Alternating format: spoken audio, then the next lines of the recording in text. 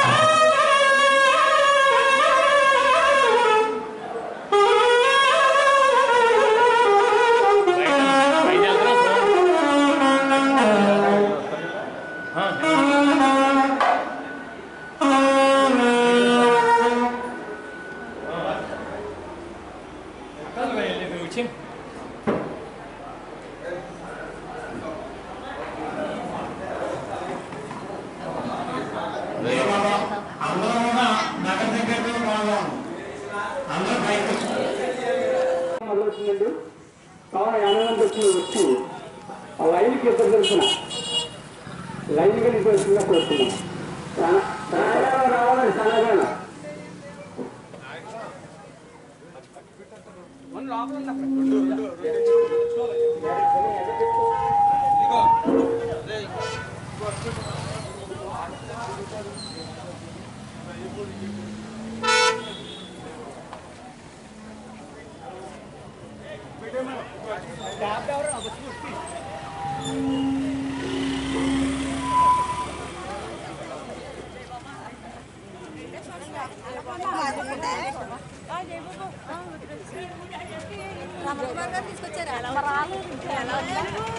Laxman number ఆటోలో వస్తారా బాబా రాలేదంటే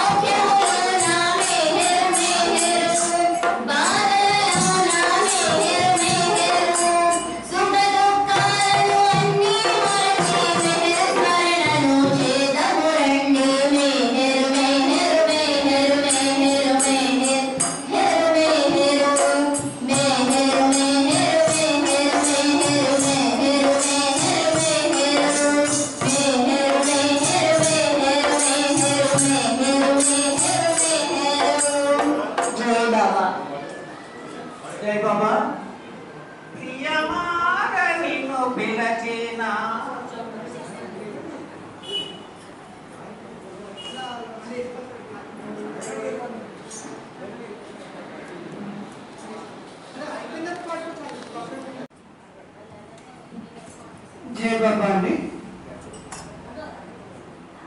ప్రేమే భగవంతుని చేరేటువంటి మార్గము, ప్రేమే భగవంతుని చేరేటువంటి గమ్యము అని కూడా ఆవిడ మాటల్లో తెలియజేసినట్లుగా అనిపించింది. మెహర్ బాబా అంటూ ఉంటారు, there is nothing that love cannot achieve అంటారు, and there is nothing that love cannot sacrifice అంటారు. ప్రేమ సాధించలేనిది ఏదీ లేదు, అలాగే ప్రేమ త్యాగము చేయలేనిది ఏదీ లేదు అని చెప్తూ ఉంటారు. ప్రేమ ఏమి కోరుతుంది అంటే త్యాగాన్ని కోరుతుంది అంటారు. త్యాగం అంటే ఏమిటి? మెహర్ బాబా వారు మనకి జ్ఞానాన్ని అందించడానికి సిద్ధంగా ఉన్నారు. మరి మనం ఇంకొక 2 గంటలు వేచి ఆ అమృత వాక్యాలు వెళ్ళలేమా? ఆయన గురించి మనం టైం స్పెండ్ చేయలేమా? ఆలోచించండి. త్యాగం అంటే ఏమిటి? ఆవిడ ముద్రించే టీచర్, ఆవిడకి ఫ్లాగ్ హోస్టింగ్ ఉంటుంది, ప్రోటోకాల్స్ ఉంటాయి, అవన్నీ కంప్లీట్ చేసుకుని భగవంతుడి యొక్క కార్యక్రమంలో కూడా పాల్గొనడానికి ముందుకు వచ్చి పాల్గొని ఎంత ఎనర్జెటిక్ గా చెప్పారండి ఆవిడ ప్రేమ గురించి, భగవంతుడి గురించి. ఒక్కసారి మనం అందరం ఆవిడకి పెద్దాల సెంటర్ తరపు నుంచి జై బాబా ప్రణామాలు తెలియజేస్తాం. మరి 2 స్పీకర్లు ఉన్నారు. మరలా ఉదయం మీరేదో శ్లేషం ఉంచారు, కోరికలు అన్నారు, మళ్ళీ ఏదో అన్నారు, ఏదో చిన్న ఉంచేశారు, అవి కూడా కంప్లీట్ చేయాలి అన్నారు. మరి మన ముందు ఇంకా 2 స్పీకర్లు ఉన్నారు. వాళ్ళిద్దరికీ కూడా అవకాశం ఇచ్చి ఆ శ్లేషము కోరికలు ఎలా నెరవేర్చుకోవాలి, కోరికలతో జీవించేటువంటి మనం కోరికను ఎలా తీర్చుకోవాలి, మెహర్ బాబా కోరికని ఎలా తీరుస్తారో సీక్రెట్ ఏం చెప్పారు అనేది 2 స్పీకర్లు మాట్లాడిన తర్వాత తెలుసుకుందాం. మన ముందుకి ఒక చిన్నవాడు వయసులో, కానీ గురుదేవుడు అంటే అమితమైనటువంటి భక్తి, అమితమైనటువంటి విధేయత చక్కగా తెలియజేస్తున్నాడు. ఆ బాబుని వచ్చి 10 నిమిషాలు మాట్లాడవలసిందిగా కోరుతున్నాము. దాని తర్వాత పాలకొల్లు నుంచి వచ్చే సత్యనారాయణ గారు, ఆయన కూడా ఒక పావుగంట మాట్లాడతారు. ముందుగా శివరామకృష్ణుని వచ్చి గురుదేవుని పట్ల విధేయత, భక్తి, ప్రీతి, ప్రేమ ఏ విధంగా కలగ చేసుకుని మెహర్ బాబా వారి యొక్క ప్రేమ పాత్రుడు కావాలి అనేది శివరామకృష్ణ తెలియజేస్తారు. ఒక 10 నిమిషాలు.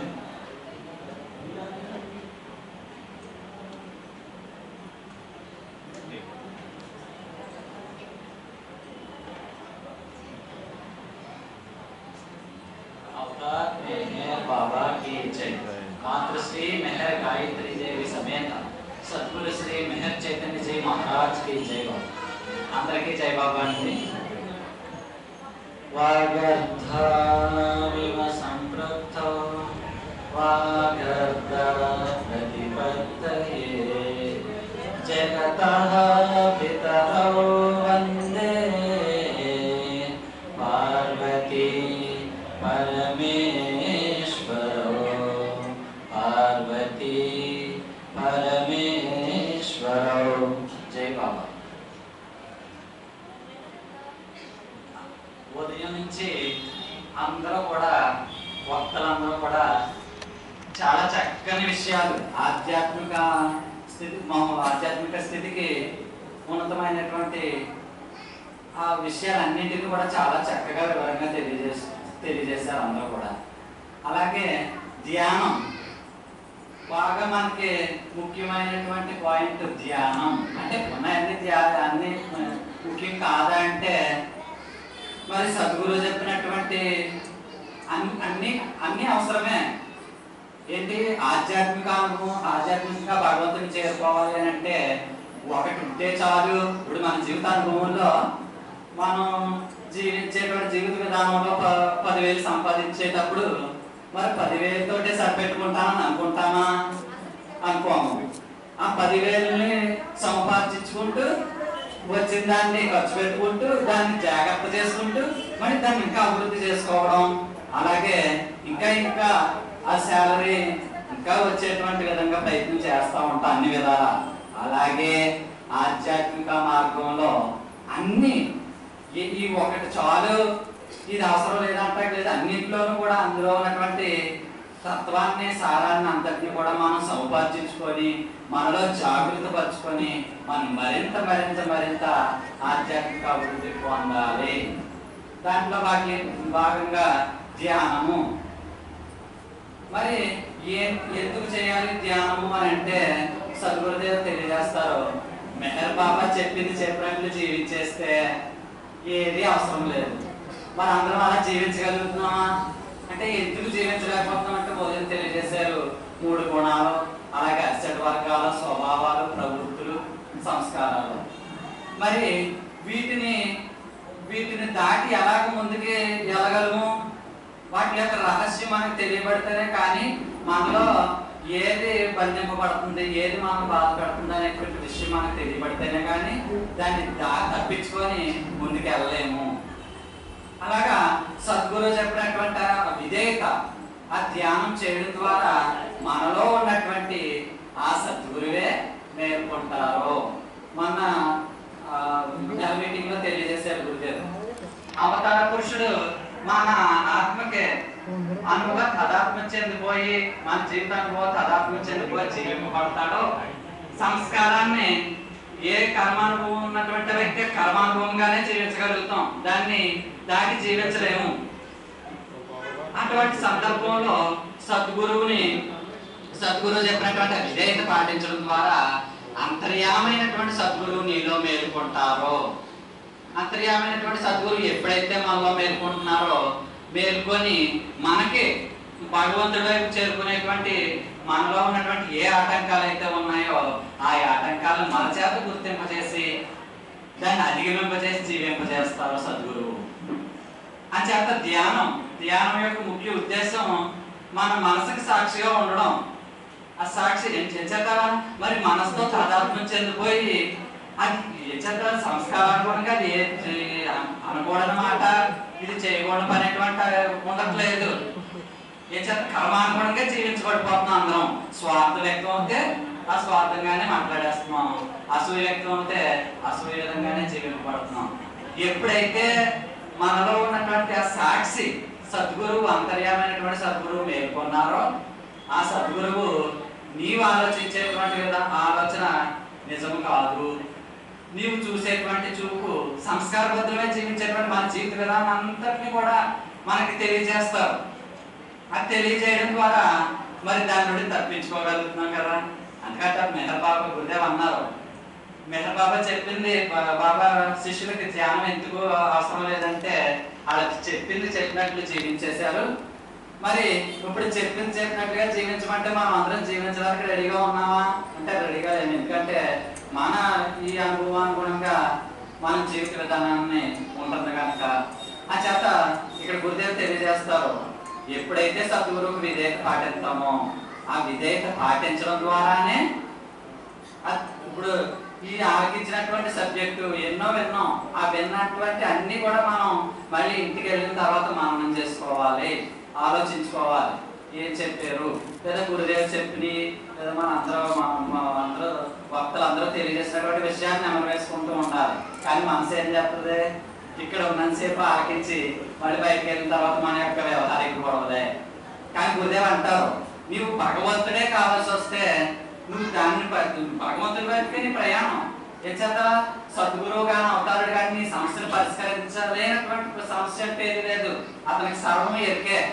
కానీ మనం సద్గురువుకి అవకాశాన్ని ఇవ్వట్లేదు, మనకి మనమే ఆటంకపరుస్తున్నాము.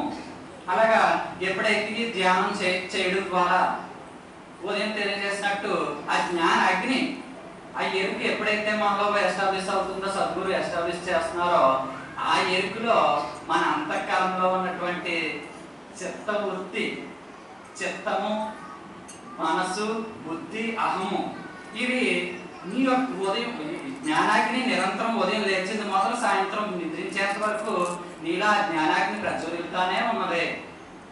ఆ ప్రజ్వలించేటువంటి జ్ఞానాగ్నిలోని మన స్వభావాలు, మన ప్రవృత్తులు, మన సంస్కారాలు అన్ని కూడా అగ్నికి ఆహుతి చేసేయాలి.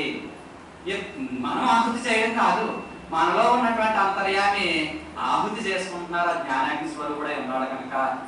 ఎప్పుడైతే ఆ జ్ఞానాగ్నికి మన బుద్ధి, మరి బుద్ధితోటి నేను ఈ విధంగా ఆలోచిస్తాను, ఇది కరెక్ట్ అనుకుంటాం. కానీ అక్కడ సద్గురువు దగ్గరికి వెళ్ళేటప్పటికి ఆ బుద్ధిని కూడా సద్గురువుకి అర్పితం చేసేయాలి.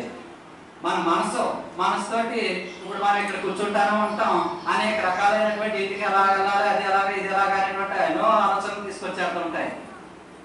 కానీ అది ఏదైనప్పటికీ నీరే తండ్రి నువ్వు ఏ విధంగా దాన్ని నిర్వర్తించావని సద్గురువుకి అర్పణ. ఆ జ్ఞానాగ్ని ఎప్పుడైతే మేలుకుంటుందో అది నీకు గుర్తు చేస్తుంది, గురుదేవులు తెలియజేస్తారు. ఆ ఎరుక మనం తెచ్చిపెట్టుకునేది కాదు. ఆ సద్గురుదేవుడు మనవాతను ఆ ఎరుకను ప్రసరింపజేసేటప్పటికి మనం మర్చిపోయినా ఆ ఎరుక మర్చిపోనవ్వదు, చిన్న విషయంతో సహా. అలాగా ఈ బుద్ధిని, ఈ స్వభావాన్ని, ఈ మనసుని, అంటే ఆలోచనలకు వికల్పాత్మకమైనటువంటి ఈ ఆలోచనలన్నీ కూడా ఆహుతి అయిపోతున్నాయి అగ్నికి.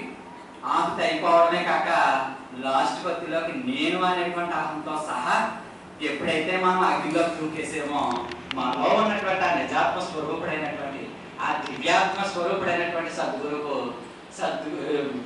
జీవింపబడతాడో, జీవించినప్పుడు ఎక్కడ పరపంచులేనటువంటి గురుదేవులు తెలియజేస్తారు.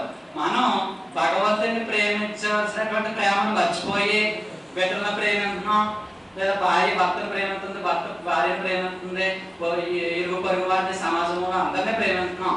కానీ మనకి ప్రేమ నిజం ఎందుకు అవ్వట్లేదు అంటే ఒక ఎంత ప్రేమిస్తున్నాం మళ్ళీ అంత విరుద్ధం వచ్చేస్తుంది.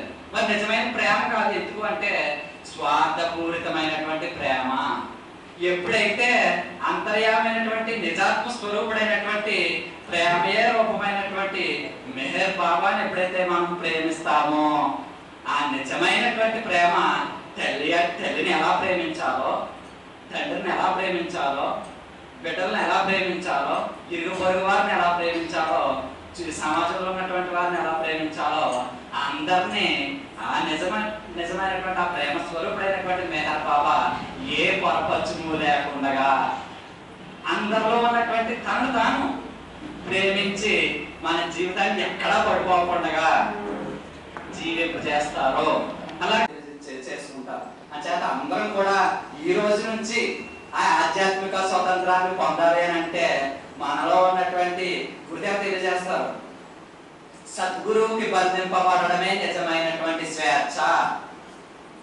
సద్గురువుకి బంధింపబడకుండా నీవు సృష్టిలో ఉన్నటువంటి ఏ వస్తువుకి, ఏ వ్యక్తికి నువ్వు బంధింపబడినా అది నిన్ను మరింత అజ్ఞానంలో తీసుకెళ్ళిపోతుంటది. ఎప్పుడైతే బంధన అధిగమించినటువంటి నిజమైనటువంటి స్వేచ్ఛ పొందినటువంటి వ్యక్తికి నువ్వు బంధింపబడతావో అప్పుడు నీలో నిజమైనటువంటి ఆ స్వేచ్ఛ వ్యక్తం అవుతుంది. వ్యక్తమై నిజమైనటువంటి ఆ జీవితాన్ని జీవించడానికి మనకు అనువైనటువంటి సద్గురుదేవులు మనకి ఎంతో అదృష్టం అండి. నిజంగా సంసారంలో ఉంటూ మరి ఎరుకుతో గర్వించారుగా అనుభవాన్ని ఎవరెవగలిగారు అంటే మెహర్ బాబా సద్గురుదేవుడు. మరి ఆ సద్గురుమూర్తి జీవితాన్ని జీవించేది ఎరుకుతో. అలాంటి జీవితాన్ని మన చేత కూడా జీవింపజేస్తారు. మనం అతను జీవింపజేయాలి అని అంటే సద్గురు చెప్పినటువంటి విధేయత అందరం కూడా తప్పనిసరిగా ఎన్ని తత్వాలు తెలిసినా, ఎన్ని భగవద్గీత తెలిసినా, రామాయణం తెలిసినా, ఖురాన్ చదివినా, బైబిల్ చదివినా అది నీకు చదివిందిగానే ఉండిపోతుంది ఎవరికైనా. అది ఆచరణలోకి ఎందుకు రావట్లేదు అని అంటే సద్గురు సహాయం లేదే ఆచరణలో పెట్టలేము. ఆ సద్గురువుని ఎప్పుడైతే నిజమైనటువంటి సద్గురువుకి మనం సరెండరెన్స్ అయిపోతామో, సర్వార్పణ అయిపోతామో అప్పుడు మళ్ళా అతను మేలుకొని ఎక్కడికక్కడ ఆ ఆధ్యాత్మిక అనుభవాన్ని అనుభవింపజేస్తూ జీవితంలో ఎంతో మెరుగుగా జీవింపజేస్తారు ఆ సద్గురుదేవుడు. అంచేత అందరం కూడా ఈ రోజు నుంచి ఆ అనుభవాన్ని పొందడానికి సద్గురువు చెప్పినటువంటి విధేయత ఈ రోజు నుంచి అందరం పాటించి మనం ఆ మహోన్నతమైనటువంటి ఆధ్యాత్మిక స్థితిలో మనం భగవంతుని ప్రేమించి చేరుకునేటువంటి అవకాశం ఇవ్వమని సద్గురు శ్రీ మెహర్ చైతన్య శ్రీ మహారాజ్ వారిని మనస్ఫూర్తిగా వేడుకుంటూ అందరికీ జై బాబా. అవతార్ మెహర్ బాబా की जय. मातृश्री मेहर गायत्री देवी समेत सद्गुरु श्री मेहर चैतन्य जी महाराज की जय.